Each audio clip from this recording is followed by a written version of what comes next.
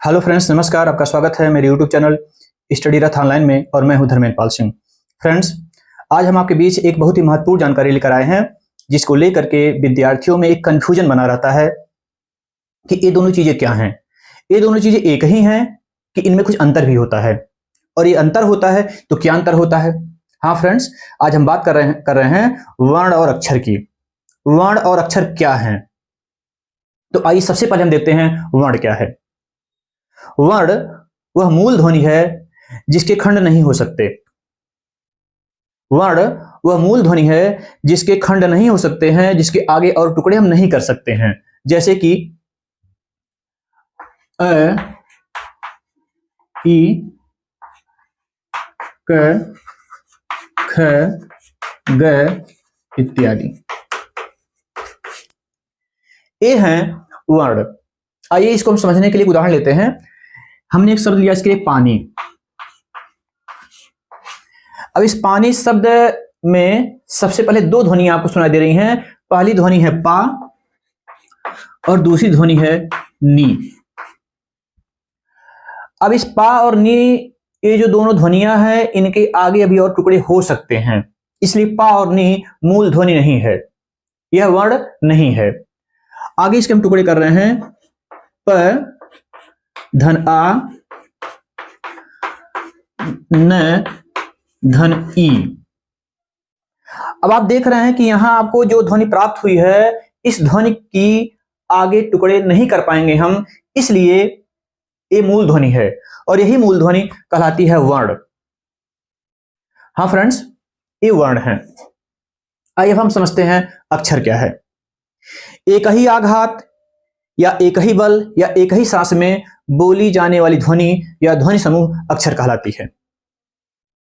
एक ही आघात या बल या सांस में बोली जाने वाली ध्वनि या ध्वनि समूह अक्षर कहलाती है। जैसे कि यदि हम यहां लिख दें क, तो यह क वर्ण है, लेकिन इस क में हम कोई स्वर जोड़ दें, जैसे हमने इसमें स्वर जोड़ दिया अ, तो यह क्या हो गया? हो गया क। अब इसमें हल का चिन्ह समाप्त हो गया, क। यदि इसे हम क में हम कोई दूसरी स्वर जोड़ रहे हैं, हमने इसमें जोड़ दिया, मान लेते हैं ई, तो यह हो गया की।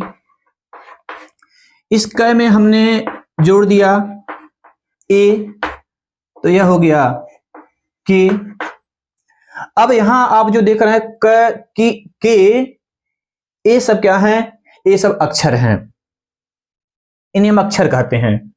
आइए हम पुनः पिछले उदाहरण पे चलते हैं। जैसे कि हमने लिया था शब्द पानी।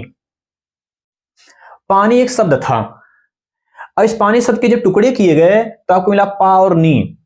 इनको हम एक ही सांस में एक ही आघात में बोलते हैं। तो जो पा और नी है, यही पा और नी क्या है? यही है अक्षर। लेकिन पा और नी के आगे टुकड़े हो सकते हैं। वो टुकड़े कौन कौन से हुए थे? वे हुए थे प, आ, न, ई। तो ये जो है, ये कहलाते हैं वर्ण। अब आप समझ सकते हैं कि पानी शब्द में दो अक्षर हैं, पा और नी, लेकिन पानी शब्द में चार वर्ण हैं, प, आ, न, ई। आइए इसको थोड़ा और हम आगे समझते हैं। जैसे कि जितने स्वर हैं, सभी स्वर अक्षर भी होते हैं और वर्ण भी होते हैं। जैसे यदि हमने यहां लिया अ, आ, ई, कुछ भी ले लें, ए, आए, तो ये सब अक्षर भी हैं और वर्ण भी हैं। अर्थात वर्ण और अक्षर के स्तर पर स्वर समान होते हैं। सभी स्वर अक्षर भी हैं और वर्ण भी हैं।